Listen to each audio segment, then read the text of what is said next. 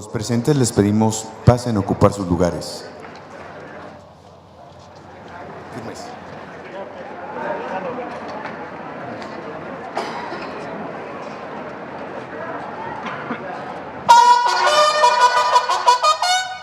¿Quién le doy la sí? Chécamelo. Y yo aquí, sí.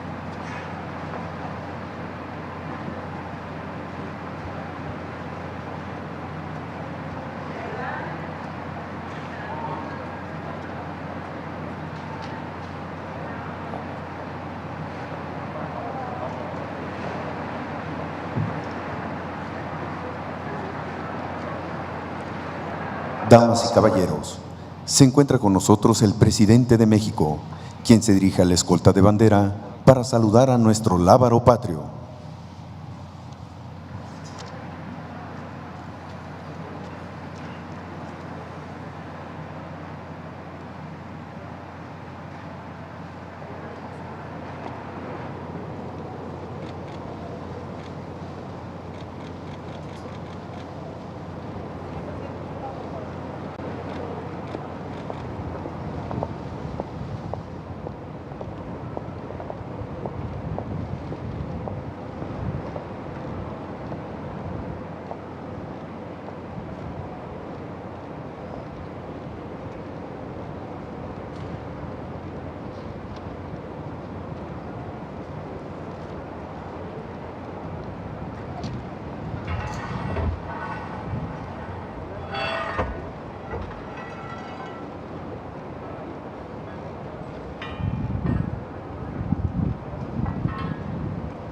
Damos inicio a esta ceremonia con los honores al presidente constitucional de los Estados Unidos mexicanos y comandante supremo de las Fuerzas Armadas.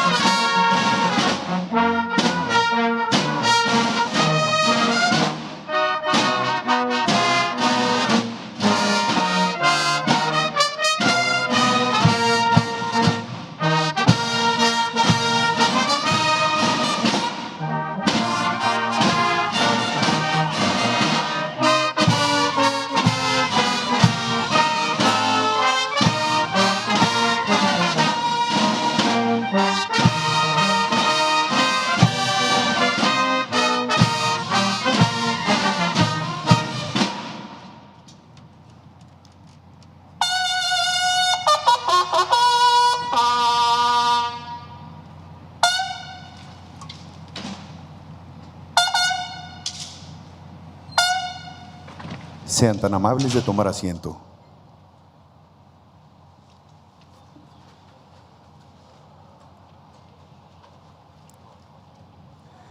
Preside esta ceremonia 500 años de resistencia indígena, 1521, México, Tenochtitlan, el licenciado Andrés Manuel López Obrador, presidente constitucional de los Estados Unidos mexicanos.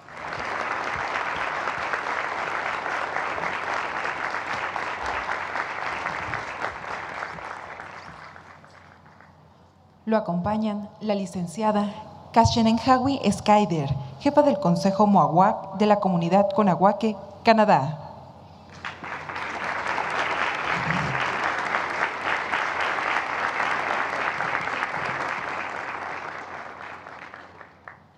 Doctora Beatriz Gutiérrez Müller, esposa del presidente de México.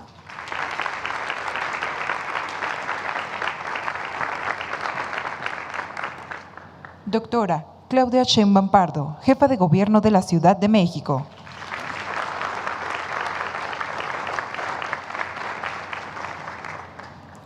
Maestra Jamesita May Peslakay, senadora del estado de Arizona, Estados Unidos.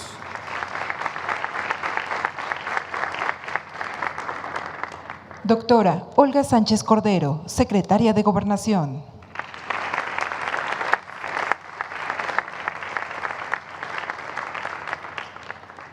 Ciudadana María Magdalena Huerta Velázquez, presidente del Comisariado de Zapotitlán.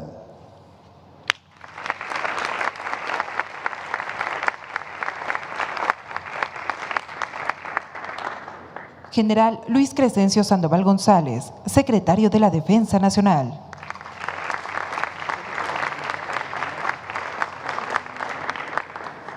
Almirante José Rafael Ojeda Durán, secretario de Marina.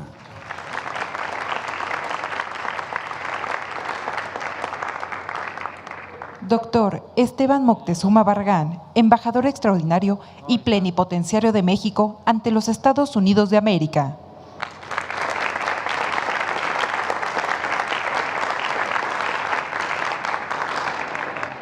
Y licenciado Marcelo Ebrard Calzobón, secretario de Relaciones Exteriores.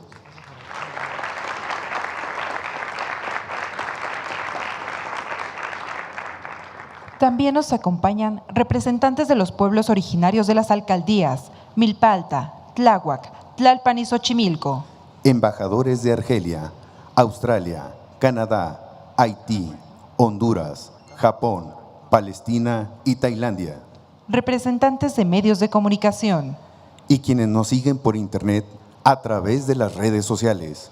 Reciban todos la más cordial bienvenida.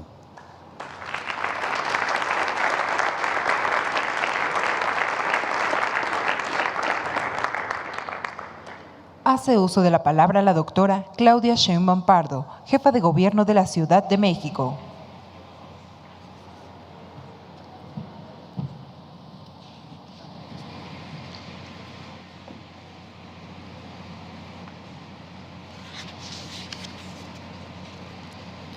Señor presidente de México, licenciado Andrés Manuel López Obrador, secretario de Relaciones Exteriores, Marcelo Ebrard, secretario de la Defensa, secretario de Marina, doctora Beatriz Gutiérrez Müller, secretaria de Gobernación, y espero no equivocarme al decir los nombres de Kashenenhawi Skyder, jefa del Consejo Mohawk de la Comunidad Conahuaque, y Jamsita Mae Peslakay, senadora del estado de Arizona.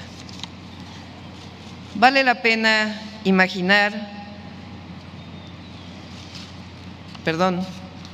a la familia Moctezuma, que está aquí presente, también nuestros saludos. Vale la pena imaginar lo que había en este espacio, en esta tierra, hace más de 500 años.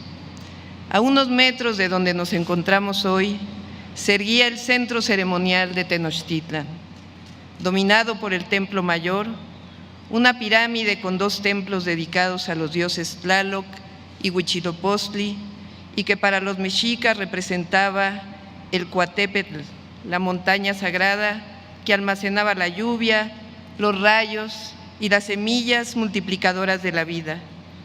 El templo era considerado el centro del universo, la morada de los dioses, y el lugar por excelencia en que las personas podían descender a los niveles del inframundo o ascender a los niveles de los cielos.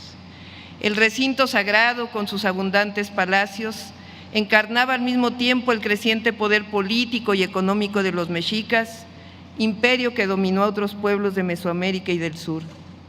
Los mexicas contaban con escuelas, recintos para los sacerdotes y los guerreros, juegos de pelota y otras estructuras religiosas como el templo de Hécatl Quetzalcóatl, el dios del viento. Fray Bernardino de Sahagún relata la presencia de 78 edificios dentro de la gran plaza principal de Tenochtitlan, la ciudad de los lagos. El templo mayor estaba separado del resto de la ciudad por una gran plataforma con escalinatas hacia ambos lados, y de él partían las 3 grandes calzadas que a su vez comunicaban la ciudad con tierra firme. Hacia el sur, Iztapalapa; hacia el poniente, la de Tlacopan, Tacuba; y hacia el norte, la de Tepeyac. Los únicos que tenían acceso permanente al recinto sagrado eran los sacerdotes, guerreros, gobernantes y estudiantes del Calmecac. La gente común solo tenía permitida la entrada durante la celebración de las fiestas cívico-religiosas. Pero más allá de su arquitectura, podemos decir que la cultura mexica fue síntesis, conjunción, también destrucción y reconstrucción, modificaciones y nuevas interpretaciones de las creencias y tradiciones milenarias, centenarias de los antiguos pueblos mesoamericanos, de una complejidad que implicaba una filosofía sobre la existencia misma y su historia, sobre la filosofía de las personas, sobre la creación del universo, lo divino y lo terrenal, la astronomía, la agricultura. La cosmogonía de los pueblos originarios de estas tierras y su complejidad que aún no alcanzamos a visualizar no es, quizá como ninguna otra, una historia lineal y progresiva. Es diversa, condensa luchas, migraciones centenarias de diversos pueblos, pero esa historia fue cortada, tuvo un vuelco hace 500 años. No se trata de olvidar al imperio y el sojuzgamiento de los mexicas frente a otras culturas, o la alianza de los españoles y otros pueblos para derrotar al imperio mexica. Se trata de debatir, de poner en el centro lo que significó la invasión española, lo que significó esa ruptura que impuso una visión dominante desde Occidente, que trajo una pandemia, la viruela, que acabó con miles de los pobladores originarios, la caída de México Tenochtitlan, la captura del último Tlatoani, Cuauhtémoc, y los 300 años de colonia posterior nos hacen al menos cuestionar de fondo la idea que durante mucho tiempo pretendió ser dominante de lo civilizatorio, de Occidente frente a la barbarie, de los pueblos originarios, del descubrimiento de una tierra que ya tenía grandes civilizaciones, la llegada, lo avanzado supuesto frente al retraso, la crueldad supuesta frente a la piedad. Como dice Pedro Salmerón, el triunfo de la modernidad frente al retraso, como si las armas modernas, la tecnología, la ciencia, la religión, fueron las que permitieron la asombrosa victoria española y la caída del México Tenochtitlan. No, esa ya no puede ser la única interpretación, ni la dominante, porque entonces propagamos una historia desde un solo punto de vista, que proviene de los vencedores, y olvida las culturas de estas tierras, no solo las civilizaciones precolombinas, sino su histórica resistencia. Porque como dice Federico Navarrete, la conquista evoca en los mexicanos el referente directo de un momento fundador, a un cataclismo sin paralelo, a una derrota lacerante y también a una victoria incontestable. La llamada conquista española representó el inicio de la colonia, la imposición de una visión, pero también la resistencia de los pueblos. Hace 500 años, la historia de esta tierra donde nos encontramos hoy y la historia del mundo entero cambió con un hecho histórico que conocemos como la caída de México Tenochtitlan y que hoy reivindicamos también como 500 años de resistencia. Reivindicar a las mujeres indígenas de entonces y de las generaciones que llegan a la resistencia de hoy. No se trata de una visión romanticista, sino como la reivindicación de que la grandeza de México proviene desde ahí, y la grandeza de nuestra Ciudad de México es símbolo de esa diversidad cultural, de entonces y de ahora. Porque la palabra conquista, y por ello la reflexión indispensable, implica la eliminación de una diversidad que conforma nuestro México pluricultural, de la riqueza de los más de 7 millones de mexicanos y mexicanas que hablan, conservan y procuran 68 lenguas que representan culturas, historia, vínculo con nuestro glorioso pasado, presente y futuro. Porque el progreso con bienestar o reconoce a los pueblos originarios su diversidad o no es bienestar ni es progreso. Por ello, en el rescate de nuestra memoria histórica debe enorgullecernos las cosmovisiones, el sincretismo y el no sincretismo, del reconocimiento y la reivindicación de los orígenes culturales previos a la llegada de los españoles que siguen presentes con orgullo y que representan también el porvenir. Si no cuestionamos esa visión, estamos condenados a seguir preservando una cultura de la discriminación y la renuncia a nuestra historia como la riqueza milenaria de nuestros pueblos originarios. Hablar hoy de México Tenochtitlan y los 500 años de resistencia obliga entonces a una indispensable política de memoria sobre la invasión de 1521, pues en ese momento histórico se originó uno de los fenómenos que aún lastiman a nuestra sociedad, el racismo. Hay que recordar que los sistemas coloniales establecidos a partir del siglo XVI establecieron una jerarquía social con base en el origen étnico de las personas. Es fundamental mostrar que a pesar de tener 200 años de independencia, los valores del colonialismo, del racismo, han permanecido en nuestra sociedad, pues reproducen prácticas y valores discriminatorios. Es por ello que es tan necesaria la memoria histórica.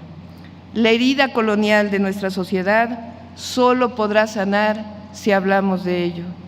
Hace 7 siglos en esta ciudad se levantó la legendaria Tenochtitlan, cuna de la cultura mexica, que lleva el nombre de nuestro país, de nuestra nación, México.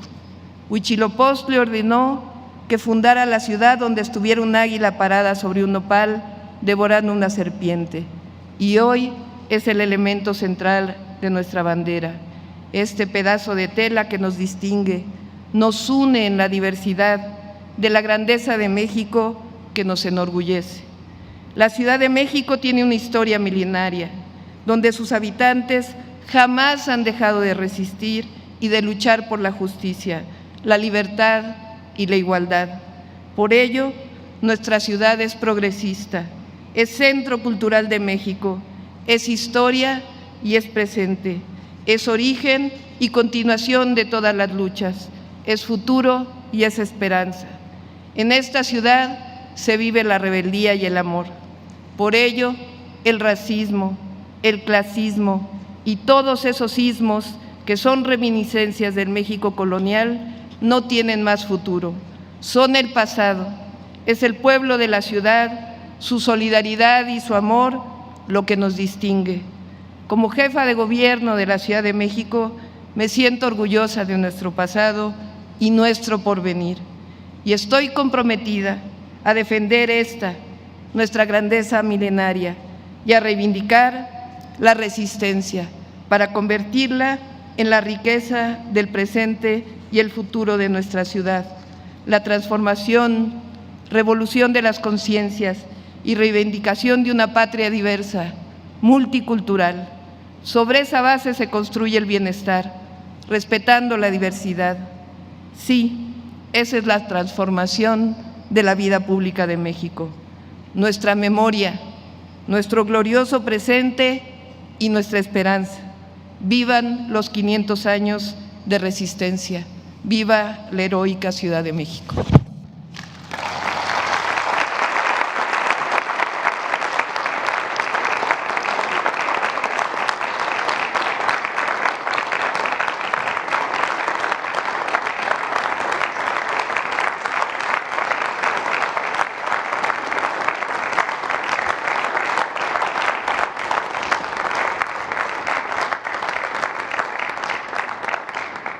Hace uso de la palabra la licenciada Kachenenhawi Skaidir, jefa del Consejo Mohawk de la comunidad Kahnawake, Canadá.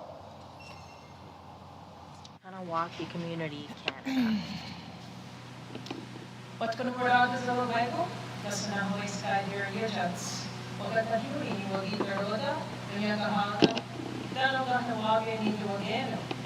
Wahita ti wagat sanuni ti ga igasque wanizarade dana igere onek ti angiro nyawa koa sungwaya dizu ti agwego ti no hoda de sungwawi ne ganto dionzade dinyorene karuhiade. Mr. President, Madam Beatrice, Mayor Sheinbaum, Señor Presidente, señora Beatriz, señora Sheinbaum, invitados distinguidos, muchas gracias por invitarme a este evento histórico en la Ciudad de México. Me siento honrada de estar aquí en representación de los pueblos indígenas del norte.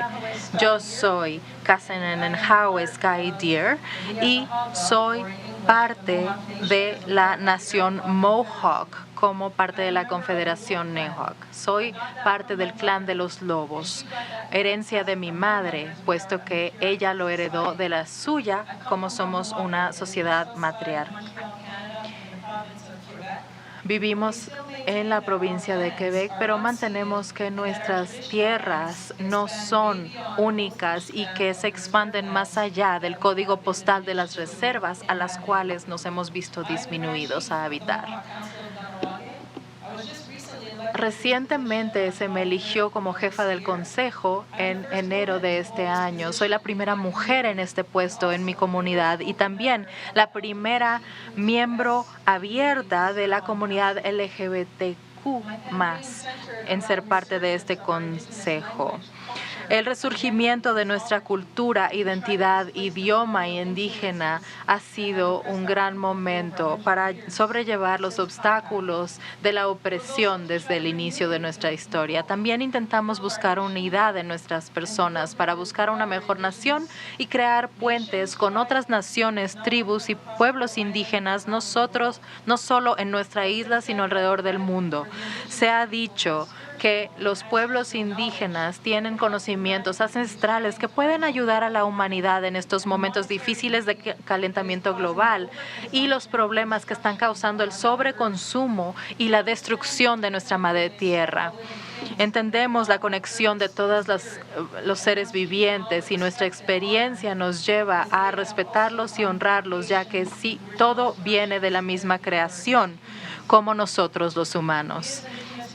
Nosotros como pueblos indígenas nos hemos visto subyugados por mucho tiempo, así que lo que veo que está sucediendo en el mundo es que es momento del resurgimiento indígena. Es momento de ser aliados una vez más, trabajar en conjunto para fortalecer el futuro para nuestros pueblos. Hemos pasado por racismo y opresión, entre otras cosas, desde hace demasiado tiempo y es momento de alzar la voz y alzar la voz por todos los niños también que fueron enterrados en tumbas masivas en Canadá. Ellos fueron las semillas que plantaron para que pudiese haber un cambio en este milenio. Nuestras generaciones futuras merecen lo mejor. Debo reconocer a mi hermana de la comunidad Mohawk por comenzar el trabajo de crear alianzas y ayudar a mexicanos y otros pueblos indígenas marginados, como la fundadora del Centro Norteamericano Indígena de Nueva York. Yo no estaría el día de hoy si no hubiese sido por su recomendación de que yo viniera en su lugar y también porque ella cree en mí como una mujer fuerte de mi comunidad para promover cambios y políticas. Yo creo que podemos influir e inspirar a otras mujeres indígenas a que se involucren en crear un futuro lleno de promesas. Estas son las palabras que me pidió que les comentara el día de hoy. Por parte de la nación y el clan de su representación y el Centro Indígena de Nueva York, y en alianza con la Red de Pueblos Transnacionales, nuestras historias como mujeres nativas al norte y el sur de la frontera están entrelazadas. Antes de la colonización de las Américas, nuestros pueblos viajaban por estas tierras y aguas. Nos reconocíamos en ese entonces y nos reconocemos ahora como naciones soberanas y pueblos sobrevivientes. Los poderes coloniales y otras naciones tienen una gran historia de negarnos y no reconocer nuestra legitimidad como pueblos y tribus. En Estados Unidos, leyes racistas continuamente atacan y merman la autodeterminación de naciones tribales reconocidas, así como personas no documentadas de diferentes regiones. Es importante estar en solidaridad los unos con los otros y reconocer que la xenofobia es una herramienta de la supremacía blanca. Muchos pueblos se han pasado por opresión, racismo, homofobia, xenofobia, entre otras fobias, y debemos honrar y celebrar a las mujeres de pueblos indígenas, personas no binarias y no conformadas, personas de todas las edades, personas con discapacidades y con otro tipo de situación, personas urbanas y rurales que deben reconocer la unidad en los centros diferentes de migrantes en Nueva York, y todos los pueblos indígenas que trabajan para crear el futuro de nuestros pueblos con base en lo que creían nuestros ancestros que merecíamos. Estarían orgullosos de nosotros. Les envío mi amor y mi compromiso y me paro aquí ante ustedes el día de hoy en apoyo. Muchas gracias una vez más por permitirme participar en este evento histórico en la Ciudad de México, y espero que podamos seguir colaborando con base en las alianzas de nuestros pueblos.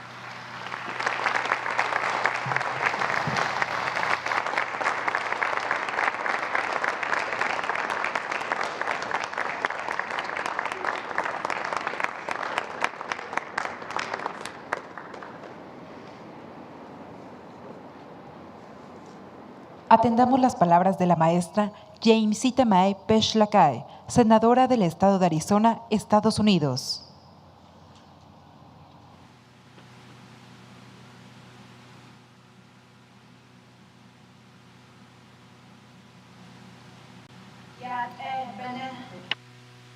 Buenos días. Hola.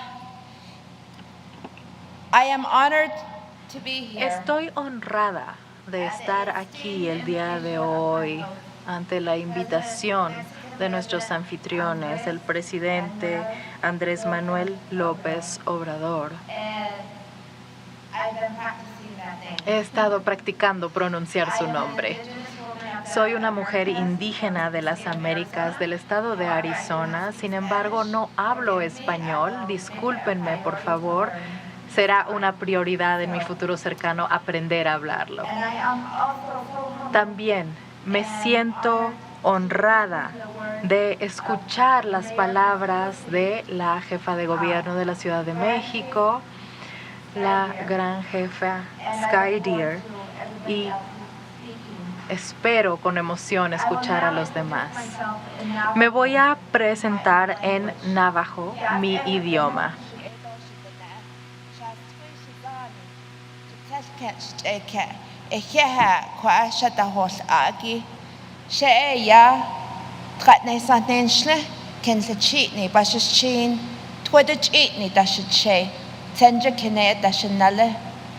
From my clans, you will know that I am. De mis clanes, ustedes sabrán que no solo soy navajo, pero también soy descendiente de los pueblos del suroeste, descendiente de los conquistadores de México y también descendiente de los Apaches Chiricahua de Arizona.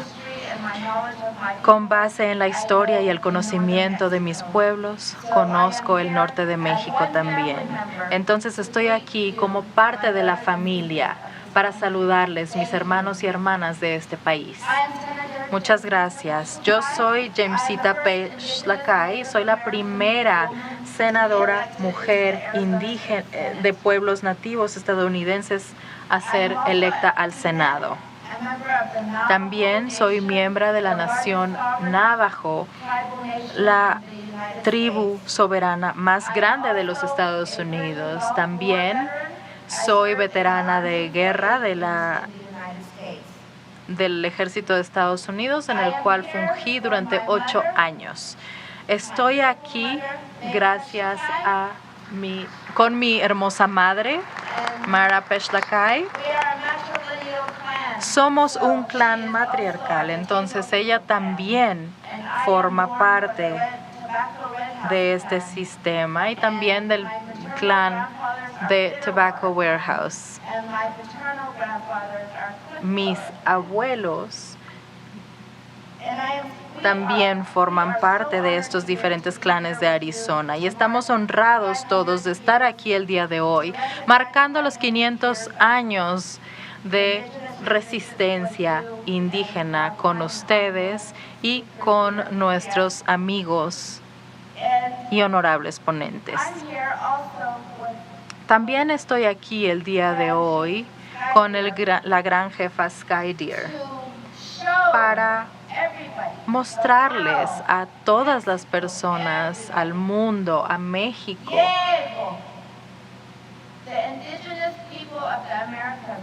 que los pueblos indígenas de las Américas están presentes y que estamos bien y que estamos prosperando. Y que a pesar de que hemos pasado por las situaciones más horribles y trágicas de la pandemia que se ha llevado a tantos seres queridos, estamos aquí y necesitamos saber y decirles a nuestros hijos e hijas que hemos pasado por retos mucho más grandes, dolores mucho más fuertes, pero seguiremos persistiendo y resurgiremos. Y que somos miembros contribuyentes de todas las sociedades, de todas las naciones en las Américas, todas las naciones alrededor del mundo. No bajamos la cabeza y decimos que hemos sido vencidos por un virus desconocido. Vamos a hacerlo mejor, vamos a florecer y vamos a prosperar. El día de mañana, en el estado de Arizona, yo iba a presidir un evento de la Nación Navajo. Y la Nación Navajo, mi pueblo, es un pueblo de guerreros. Ellos vencieron al enemigo en la Segunda Guerra Mundial utilizando nuestro lenguaje, nuestro idioma navajo en el Pacífico. Los guerreros que hicieron esto eran niños jóvenes que habían sido arrebatados de sus familias para aprender inglés, para ser colonizados, arrebatados de su cultura y su idioma, y sin embargo nos salvaron a todos. El día de mañana estaremos honrándoles en el estado de Arizona, en la capital. Solo 4 de 500 quedan. Peter McDonald y Samuel Sandoval, Thomas Pikey, John Kinsel, nuestros guerreros indígenas. Esas son las personas que necesitamos recordar.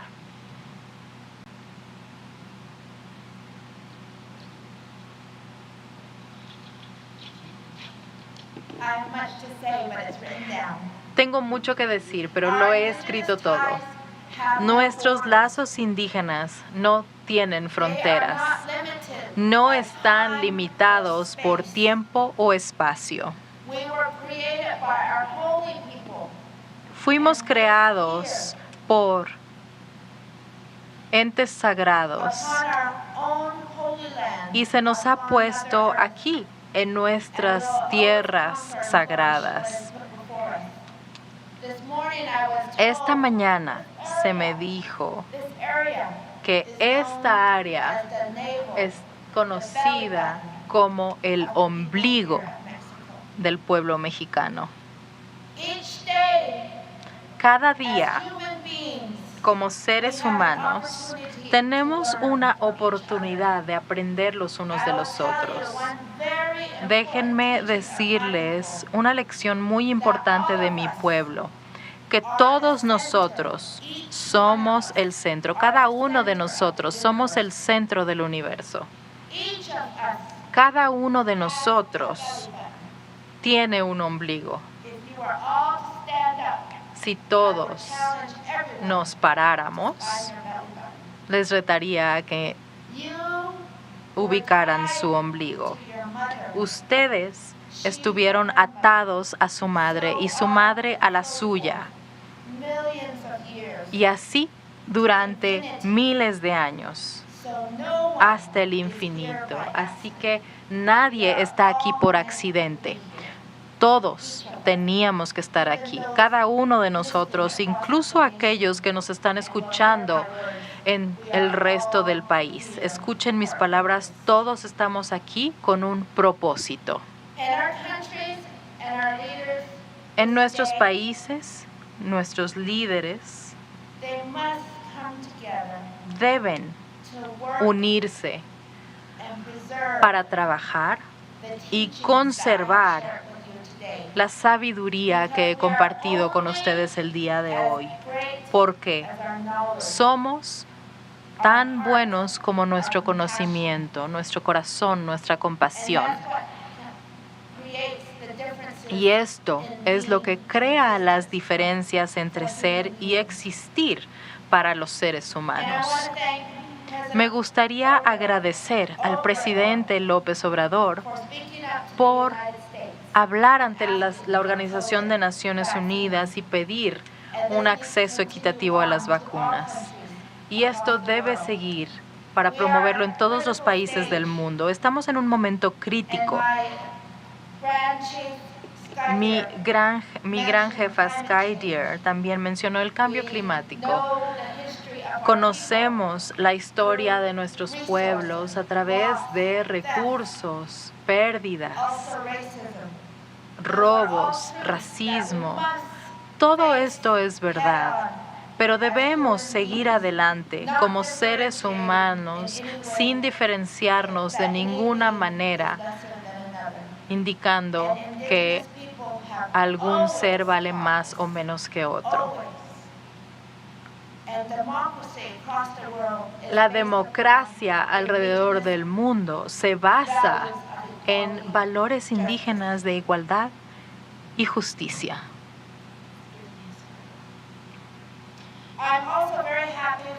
También estoy feliz de participar en este evento el día de hoy en México para reconocer la resistencia indígena, la supervivencia y sus contribuciones alrededor del mundo.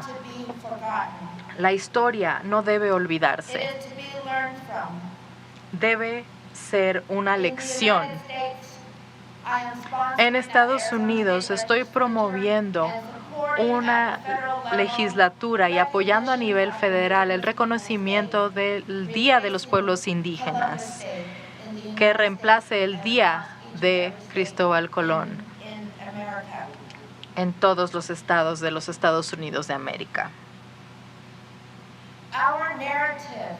Nuestra narrativa debe basarse en una historia real, en la verdad, y debe ser recordada por las generaciones futuras como una verdad, nuestra verdad indígena. Y esta debe enseñarse en las escuelas, debe enseñarse en las universidades, Me gustaría agradecer al señor presidente y a todas las personas del pueblo de México por su hospitalidad y el valor que han tenido para enseñar sobre temas indígenas en las Américas, porque es un primer paso muy importante. Existen muchas políticas y muchos problemas que debemos abordar. Y les voy a dar un ejemplo más.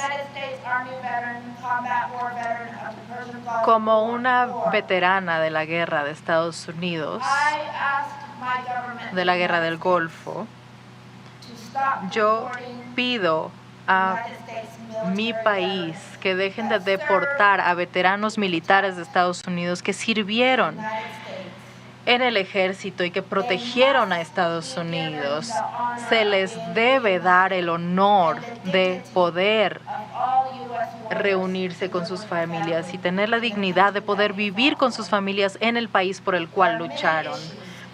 Existen muchos problemas, como ya se los dije. A menudo les digo a mis hijos y a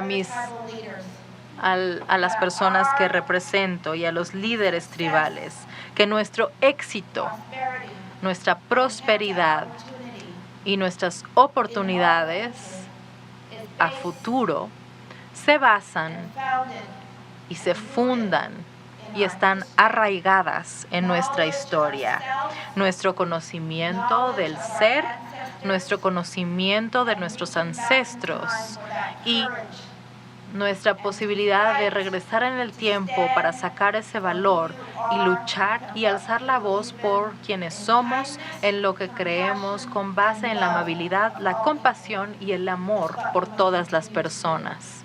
Y así debemos seguir.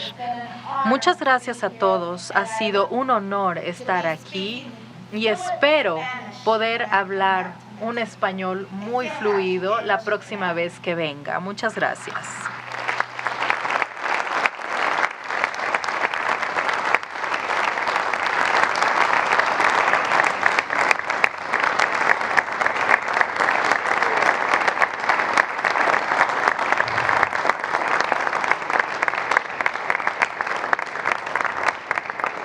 Escuchemos el mensaje que dirige el licenciado Andrés Manuel López Obrador, presidente constitucional de los Estados Unidos mexicanos.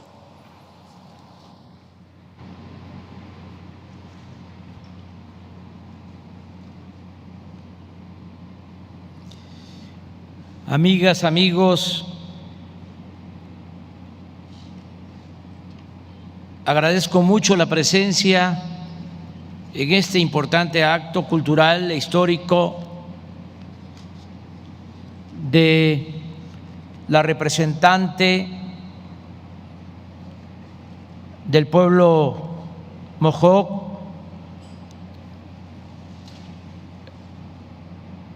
que nos acompaña y que ha expresado su sentimiento y lo que están haciendo hermanos nuestros en Estados Unidos y en Canadá. También agradezco mucho a Jamesita May, senadora de Arizona, y nos da mucho gusto que esté con nosotros María Magdalena Huerta Vázquez, presidenta del Comisariado Ejidal de Santiago Zapotitlán, de la Alcaldía de Tláhuac, de la Ciudad de México. Amigas y amigos, hoy 13 de agosto, fecha funeral como diría el maestro Carlos Pellicer. Recordamos la caída de la Gran Tenochtitlán y ofrecemos perdón a las víctimas de la catástrofe originada por la ocupación militar española de Mesoamérica y del resto del territorio de la actual República Mexicana. No es fácil el análisis objetivo sobre el proceso de ocupación militar y colonización española en nuestro país.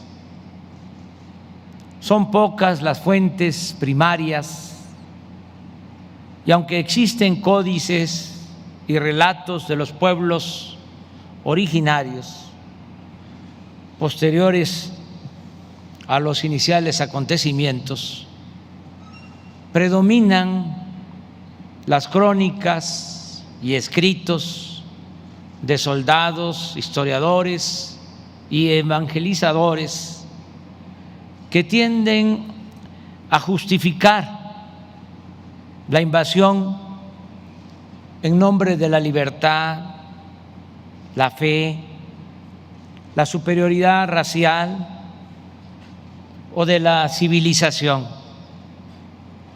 como ha sucedido siempre en hechos históricos de esta naturaleza en cualquier lugar del mundo. Es por eso que considero hasta ofensivo y ocioso en estos tiempos volver a la vieja polémica de que los originarios de Mesoamérica y en particular los mexicas eran bárbaros, porque entre otras cosas comían carne humana, pensaban que el caballo era una bestia sobrenatural, monstruosa, que los españoles fueron salvados en batallas por un hombre de a caballo que figuraba ser el apóstol Santiago, o que Cortés y sus soldados eran enviados de la divinidad, según la supuesta profecía indígena del regreso de Quetzalcóatl, o que la adoración de ídolos era una práctica demoníaca. Baste decir, para responder, como sostenía Fernando Benítez, que entre las llamas que achicharraban a los herejes y los sacrificios humanos de los aztecas hay pocas diferencias. Pero sí hay asuntos que deben aclararse en la medida de lo posible. Por ejemplo, hace unos días, un escritor promonárquico de nuestro continente, que no son pocos, por cierto, afirmaba que España no conquistó América, sino que España liberó a América. Pues Hernán Cortés, cito textualmente, aglutinó a 110 naciones mexicanas que vivían oprimidas por la tiranía antropófaga de los aztecas y que lucharon con él.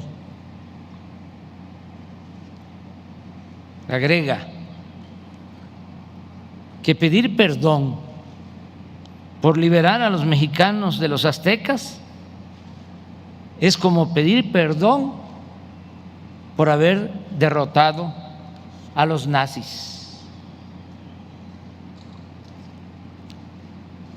Es sabido que varios pueblos originarios como los totonacas, los tlaxcaltecas, los otomíes, los de Texcoco y otros, no 110 naciones, ayudaron a Cortés a tomar Tenochtitlán. Pero este hecho no debe servir para justificar las matanzas llevadas a cabo por los conquistadores, ni le resta importancia a la grandeza cultural de los vencidos. La idea dominante por mucho tiempo, hasta nuestros días, de que Moctezuma era un tirano, puede ser cierta,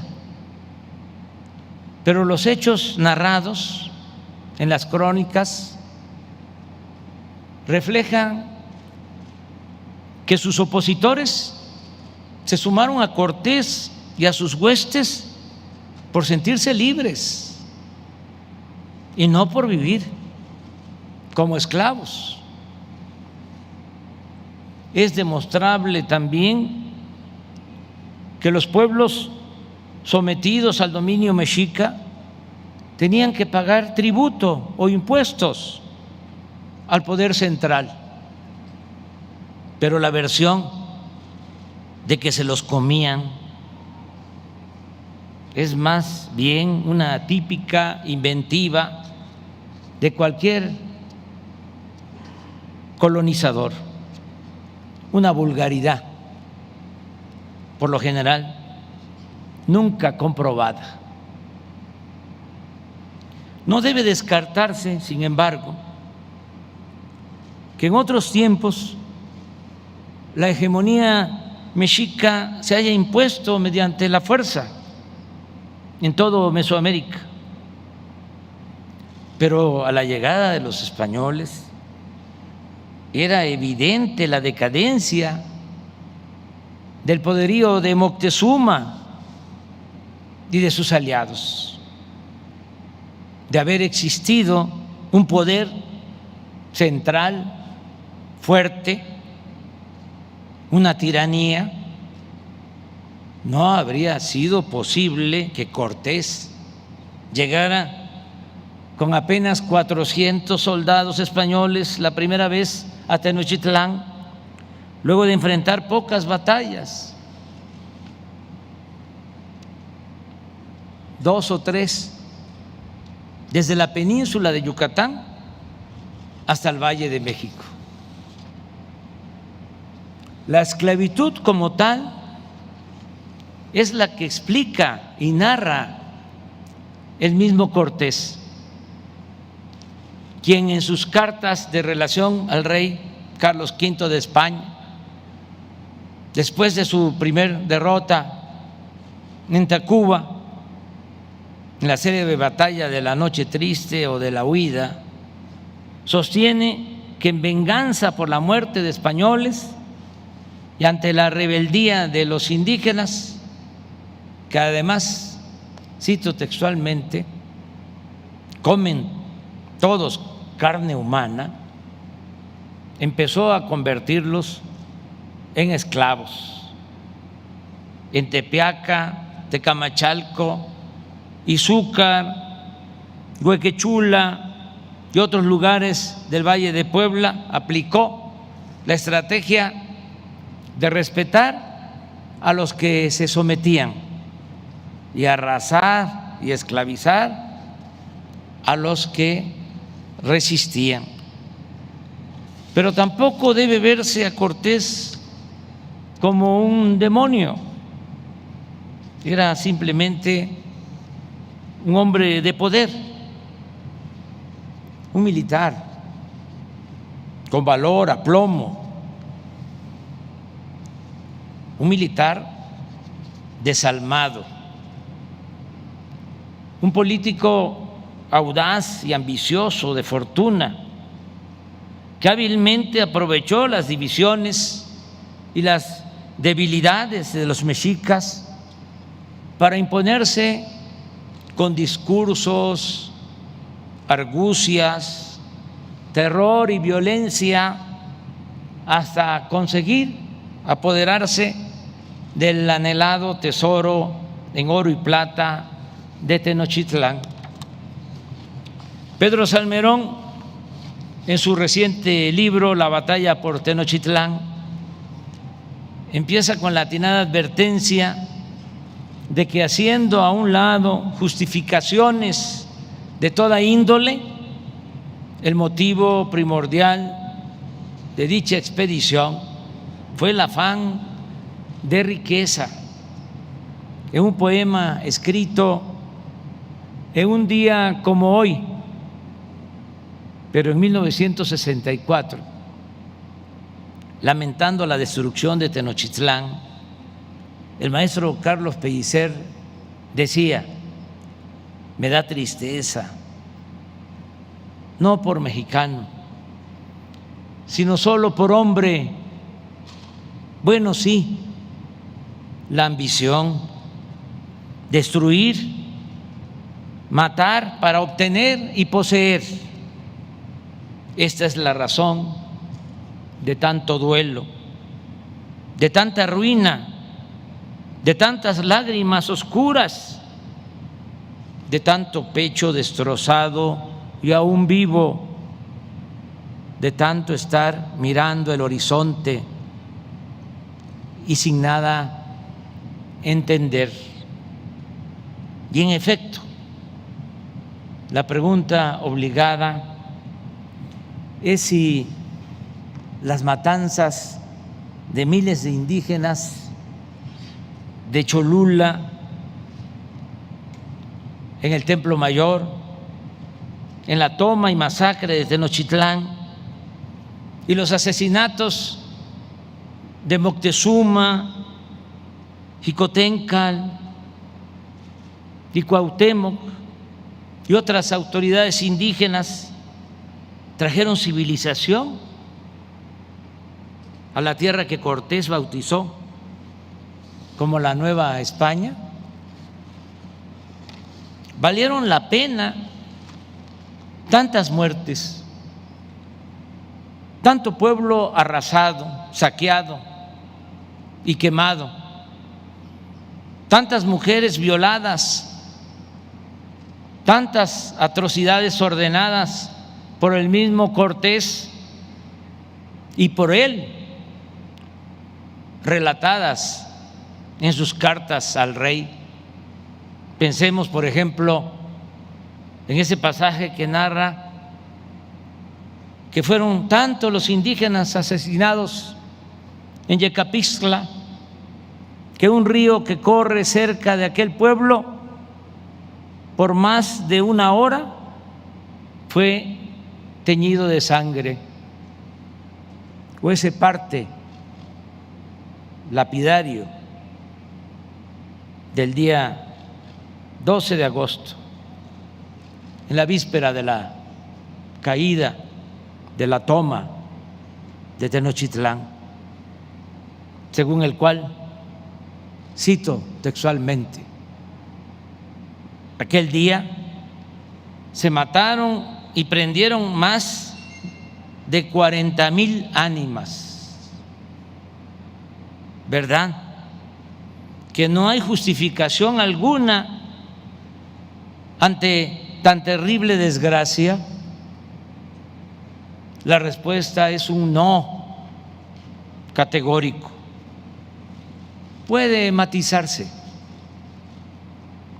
alegando que se construyeron durante la colonia palacios y bellos templos, que se creó la universidad y había imprenta antes que en Estados Unidos, y que se registró un auge económico, sobre todo en la minería. Pero todo ello, ni más, no es suficiente, y menos si se tiene en consideración que no fue en beneficio de todos. Durante los 3 siglos de dominación colonial, los indígenas solo tuvieron 2 opciones: sobrevivir en la pobreza, en zonas de refugio, en la sierra, los pantanos o en la selva, porque fueron despojados de sus mejores tierras, o ser enganchados para trabajar en las minas o en las haciendas como esclavos. En el caso de la ciudad, Fernando Benítez sostiene que a los habitantes de la antigua Tenochtitlán se les condenó a vivir en las afueras, en las orillas, en la marginación. A la miseria de los vencidos se oponía la riqueza de los vencedores que habitaban en los palacios cerca a esta plaza mayor o en las huertas y jardines de San Cosme, más allá de la Alameda. Pero tampoco la acumulación de capital para los propietarios de la Nueva España y para la corona fue abundante o significativa. En todo el periodo colonial no hubo avances tecnológicos y siempre se padeció de la llamada falta de brazos. Un dato: el oro que se llevaron de México los europeos, los españoles, en 300 años de dominación, 182 toneladas, es equivalente en la actualidad a solo 2 años de lo obtenido por las empresas mineras nacionales y extranjeras, que en 2017 y 2018 extrajeron 192 toneladas. En contraste, empezó desde hace 500 años para los pueblos sometidos una era de violencia, sobreexplotación, esclavitud, desánimo y tristeza. Y como las malas noticias nunca llegan solas, siempre se hacen acompañar de otras, la conquista provocó una crisis sanitaria, una catástrofe, peor que la invasión militar, porque sin que nadie lo deseara, la población indígena fue reducida drásticamente por la llegada de enfermedades desconocidas que los curanderos aborígenes no sabían cómo enfrentar y se convertían en terribles epidemias. La gente contagiada no podía resistir por falta de fortaleza física, emocional y de anticuerpos, y morían miles sin remedio. En el libro de Pedro Salmerón, que ya citamos, vienen 3 referencias sobre los efectos de la viruela en la víspera, el sitio y durante la batalla por Tenochtitlán. En una, el soldado español Bernardino Vázquez de Tapia sostiene: vino una pestilencia de sarampión y vínoles tan recia y tan cruel que creo murió más de la 4ª parte de la gente de indios que había en toda la tierra, lo cual mucho nos ayudó para hacer la guerra y fue causa que mucho más prestó para que se acabase, porque, como he dicho, en esta pestilencia murió gran cantidad de hombres y gente de guerra y muchos señores y capitanes y valientes hombres con los cuales habíamos de pelear y tenerlos por enemigos. Y milagrosamente nuestro Señor los mató y nos los quitó delante. El soldado confundió sarampión con viruela, que fue la epidemia que causó en ese entonces muchas muertes, entre otras la de Cuitláhuac, quien había tomado el mando luego del asesinato de Moctezuma y fue después sustituido por Cuauhtémoc. En las otras dos referencias a la viruela, el soldado español Francisco Aguilar señala que en el cerco a Tenochtitlán había hambre y también viruela, todo lo cual, dice, fue causa de que los mexicas aflojasen en la guerra y no peleasen tanto. Y el mismo cronista da gracias a Dios porque estando los cristianos harto fatigados de la guerra, a los mexicas les envió viruela y entre los indios vino una gran pestilencia. Estas terribles epidemias de viruela, sarampión, paludismo, cólera, tosferina, mal de bubas, peste y otras enfermedades diezmaron a la población. En Tabasco, en las crónicas del siglo XVI, se sostiene que a la llegada de los españoles la población nativa alcanzaba los 135,000 habitantes, pero al poco tiempo las cosas cambiaron. La tierra se plagó de enfermedades y la población disminuyó con rapidez. Para 1575 Tabasco apenas tenía 8,500 habitantes. En solo medio siglo la población se había reducido en un 93%. Enrique Semo afirma que el cataclismo más atroz que sufrieron los amerindios en la conquista fue sin lugar a duda la combinación de guerras, destrucción de su tejido social y las enfermedades epidémicas para las cuales no tenían inmunidad.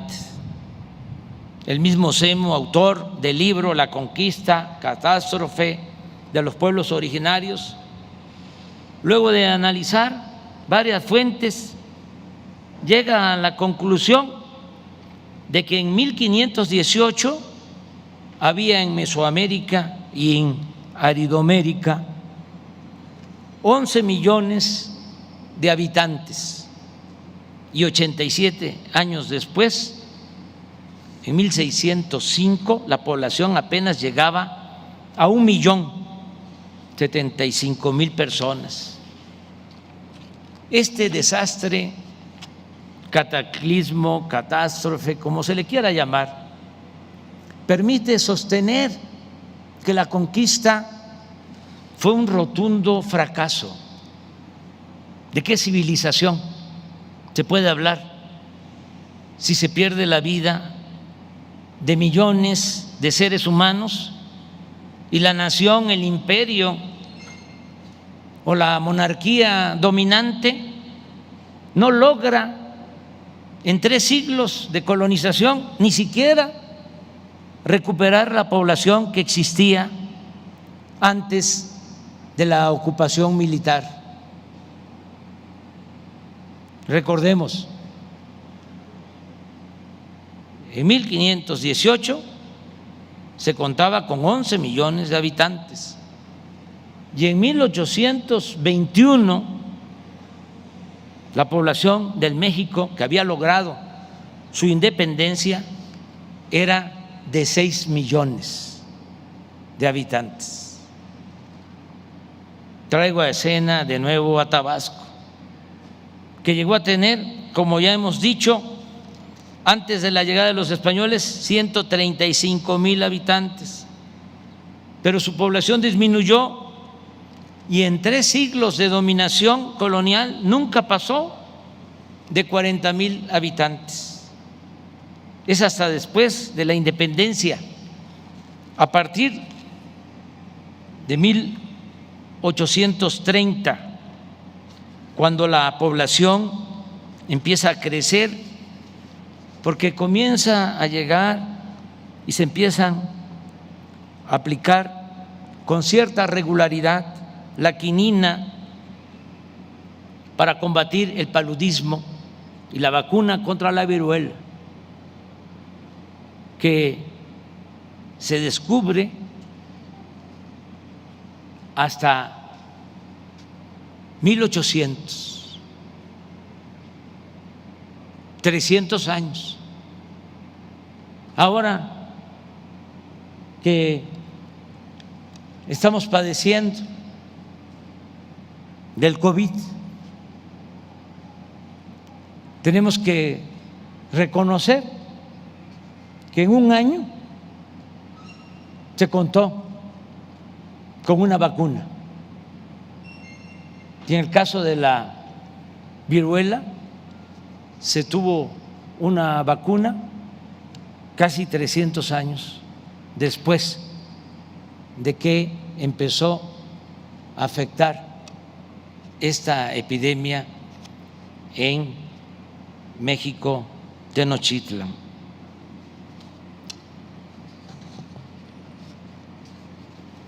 En el caso de Tabasco, decía, a partir de 1830 la población empieza a crecer porque ya se contaba con la vacuna.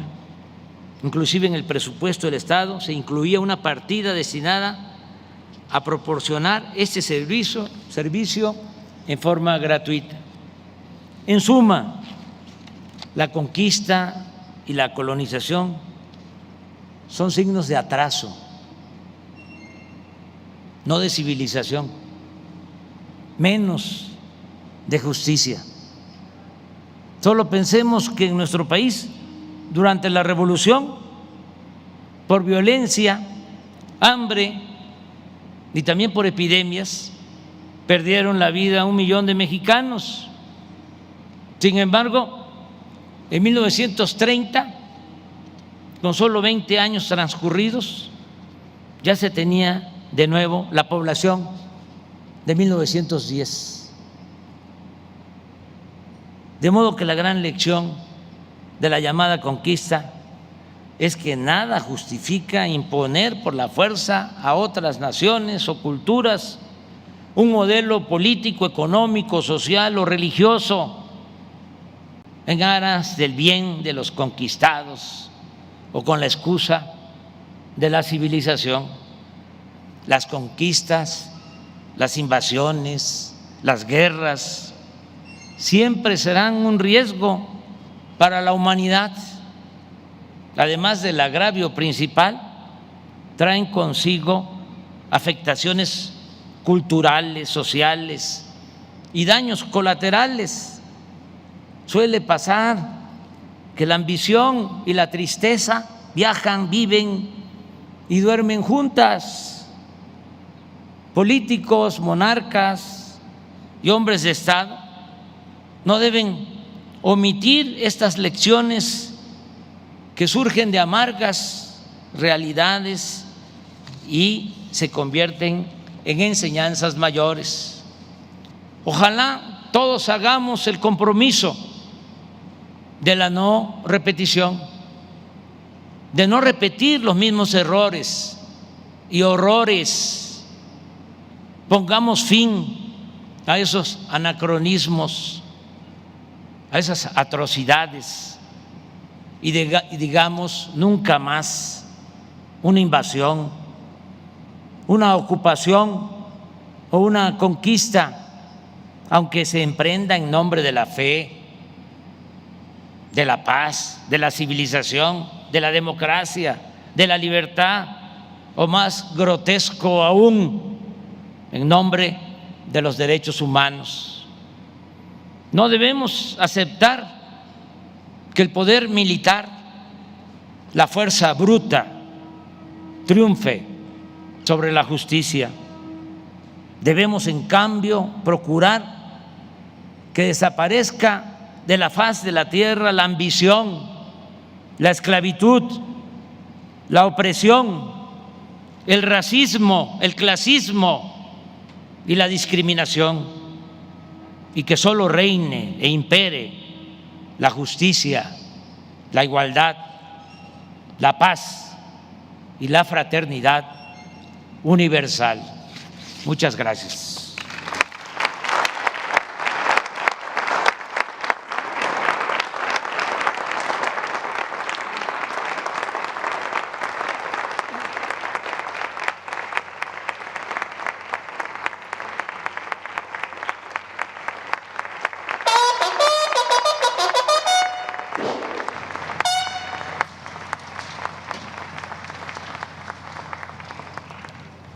Se les invita a entonar nuestro himno nacional.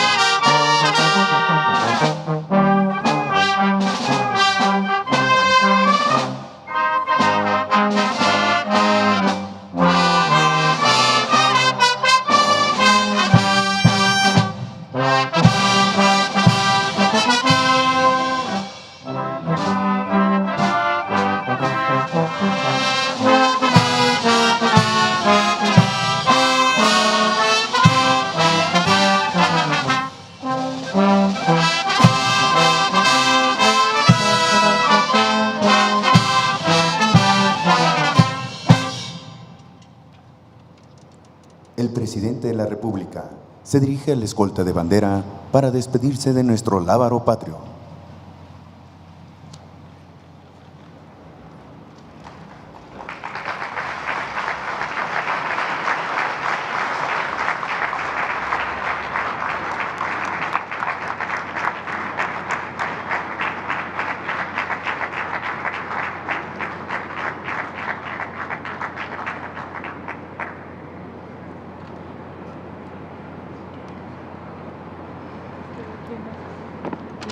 Para los invitados.